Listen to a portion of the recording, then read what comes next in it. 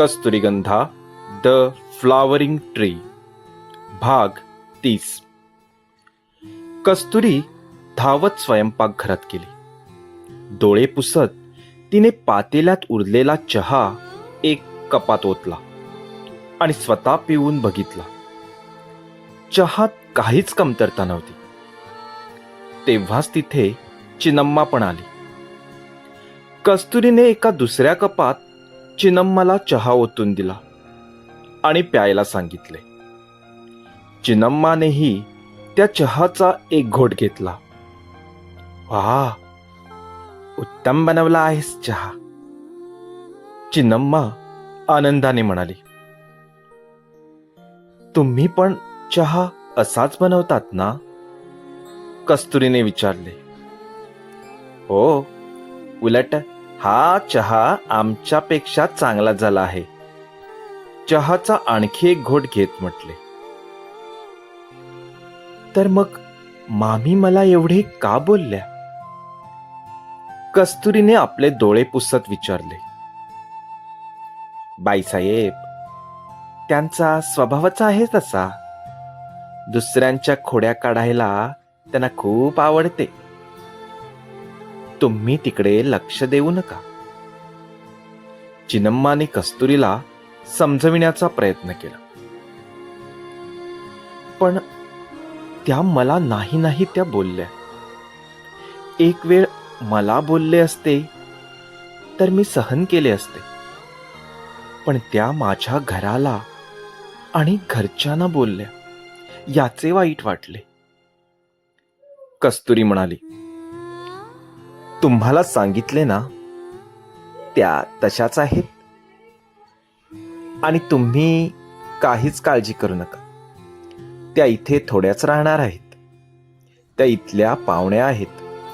2-4 दिवस थांबून निघून जाणार, चिनम्मा म्हणाली. यावर कस्तुरी काहीच बोलली नाही. तिने फक्त चिनम्माला एक मिठी मारली आणि आपल्या आईच्या कुशीत गेल्यासारखे वाटले. चिनम्मानेही तिच्या डोक्यावरून मायेने हात फिरवला. कांचना, ए कांचना, कुठे आहेस ग? कांचनाच्या 2-3 मैत्रिणी राजमहालाच्या अंगणात उभ्या राहून कांचनाला हाका मारत होत्या. मुलींचा आवाज ऐकून चिनम्मा बाहेर गेली. काय झाले गो मुलीनो, कशाला हाक मारत आहात? चिनम्माने त्या मुलींना विचारले. कांचना खेळायला येणार नाही का अम्मा? आम्ही तिची वाट पाहत आहोत, दुसऱ्या एका मुलीने म्हटले. काय, ती तुमच्या बरोबर नाही? मला वाटले ती तुमच्या बरोबर खेळत आहे. चिनम्माला जरा आश्चर्यच वाटले. नाही अम्मा, ती आज खेळायला आलीच नाही, तिसऱ्या मुलीने म्हटले. हो का? कदाचित आपल्या खोलीत असणार. तुम्ही जा, मी तिला पाठवते, चिनम्मा म्हणाली. बरं अम्मा, नक्की सांग हं तिला, असे म्हणत त्या मुली तिथून निघून गेल्या. अक्काही पुन्हा घरात आली.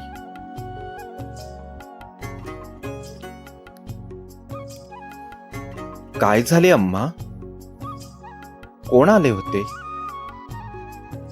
कस्तुरीने विचारले. अग, काही नाही, आपल्या कांचनाच्या मैत्रिणी होत्या. तिला खेळायला बोलवायला आल्या होत्या, चिनम्माने हसत हसत म्हटले. म्हणजे कांचना आज घरीच आहे? कस्तुरीने अचंबित होऊन विचारले. हो म्हणे. मलाही ऐकून आश्चर्य वाटले. पण कुठे आहे ती? आज दिसलेच नाही, चिनम्माने विचारले. हो, मी बघून येते तिला, असे म्हणत कस्तुरी कांचनाला शोधायला लागली. कस्तुरीने तिला तिच्या खोलीत जाऊन पाहिले, पण तिला कांचना कुठेही दिसली नाही. हळूहळू करत कस्तुरीने घरातल्या प्रत्येक खोलीत जाऊन पाहिले, पण कांचनाचा कुठेच पत्ता नव्हता. अरे बापरे, ही कांचना कुठे गेली? मोठ्या बाईसाहेब मोठ्या विश्वासाने माझ्यावर तिची जबाबदारी सोपवून गेल्या आहेत आणि ही इथे नाही. कस्तुरीला जराशी भीती वाटली. अम्मा, कांचना कुठेच दिसत नाही. कुठे गेली असेल? कस्तुरीने परत चिन्नम्माकडे येऊन म्हटले. तिच्या खोलीत नाही का ती? बाईसाहेब, कदाचित आंघोळ करत असेल, चिन्नम्माने म्हटले. हो का? मी बघून येते तिथे, असे म्हणत कस्तुरी तलावाच्या दिशेने गेली. कस्तुरी तलावाजवळ आली. तलावाचा दरवाजा उघडताच तिने पाहिले की कांचना तलावाच्या काठावर बसून आहे. कस्तुरी हळूच तिच्यापाशी गेली आणि तिच्या शेजारी बसली. काय झालं ग? तू इथे अशी गप्प का बसली आहेस? मोठ्या बाईसाहेबांची आठवण आली का? कस्तुरीने तिला विचारले. त्यावर कांचनाने तिला काहीच उत्तर दिले नाही. काय झाले कांचना, तू अशी अबोल का आहेस? मला सांग ना, नक्की काय झाले? कस्तुरीने तिला परत बोलती करण्याचा प्रयत्न केला, पण तरीही कांचनाने तोंडातून एकही शब्द उच्चारला नाही. ए वेडाबाई, काय झाले ग? आमच्यावर नाराज आहेस का? तसे असेल तर तुझ्या नाराजीचे कारण तरी सांग. कस्तुरीने असे म्हणताच कांचनाने तिच्या चेहऱ्याकडे बघितले. मला ना इथे खूप कंटाळवाणे वाटते, कांचनाने तोंड फुगवत म्हटले. मग तू तुझ्या मैत्रिणी बरोबर खेळायला जा ना, त्या तुला मघाशी शोधायला आल्या होत्या, कस्तुरीने हसत म्हटले. पण मी कोणत्या तोंडाने जाऊ? त्या सगळ्या मला खोटारडी म्हणतात, कांचनाने लटक्या रागाने म्हटले. खोटारडी? तुला? पण कशाला खोटारडी म्हणतात? तू नक्की काय केलेस? कस्तुरीने विचारले. अगं, मी त्यांना सांगितले होते की कस्तुरीगंधाची फुले आपल्या तलावातून बाहेर ओहळात जातात. त्यांना ते खरेच वाटत नाही, कांचनाने म्हटले. हे ऐकताच कस्तुरीला जरा धडकीच भरली. ती मनातून जराशी घाबरली. तिने आणि श्रीधरने तलावात टाकलेली फुले बाहेर ओहळात या मुलींना सापडली असणार, असे तिला वाटले. मग तू त्यांना सांग की कस्तुरीगंधाची फुले कुठे मिळतात हे फक्त तुझ्या वहिनीलाच ठाऊक आहे, कस्तुरीने म्हटले. मी तसे त्यांना सांगितले तर त्यांना विश्वासच बसत नाही. त्या समजतात मी खोटारडी आहे, कांचना हात पांघरत म्हणाली. आता त्यांचा तुझ्यावर विश्वास नाही तर त्याला आपण काय करू शकतो? पण तू काळजी करू नकोस, निश्चिंत राहा, मी आहे ना तुझ्या बरोबर खेळायला, कस्तुरीने म्हटले. खरंच वहिनी, तुम्ही माझ्यासोबत खेळणार? कांचनाने आनंदाने म्हटले. हो, का खेळू शकत नाही? कस्तुरीने उत्तर दिले. वहिनी, तुम्ही माझ्याबरोबर बाहेर फिरायला याल का? कांचनाने उठून उभी राहत विचारले. हो, नक्कीच फिरायला येईन की. कस्तुरी पण उठली. तसे असेल तर चल, मी तुला आमची ओहळा मागची बाग दाखवते. तिथे ना वेगवेगळ्या तऱ्हेची झाडे आहेत. तुला ती बाग खूप आवडणार, कांचनाने म्हटले. अगं, पण आत्ता या क्षणी? आता घरात कामे आहेत, कस्तुरीने म्हटले. तू कसली कामे करणार?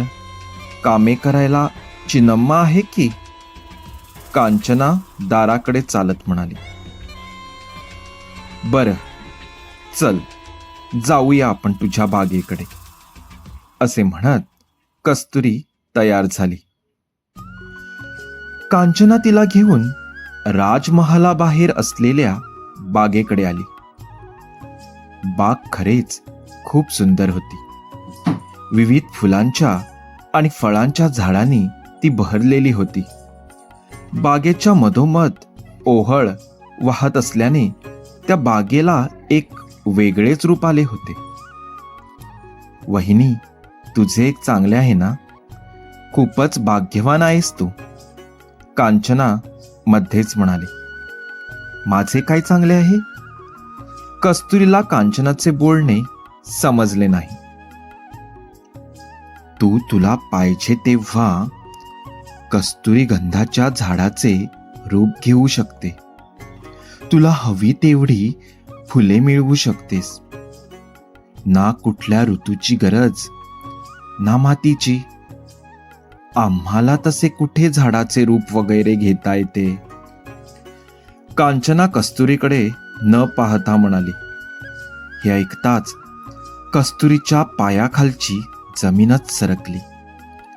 आपण जे काही ऐकत आहोत याच्यावर तिचा विश्वासच बसत नव्हता. तिला काय बोलावे तेच समजत नव्हते. तिचे हृदय जोरात धडधडू लागले होते. अंग थरथरू लागले होते. तिचे गुपित कांचनाला कसे कळले हेच तिला कळत नव्हते. कांचना न थांबता बोलत होती आणि ती फक्त ऐकत होती. वहिनी, फक्त एकदाच मला झाडाचे रूप घेऊन दाखव ना. मला एकदाच कस्तुरी गंधाच्या झाडाला हात लावायचा आहे.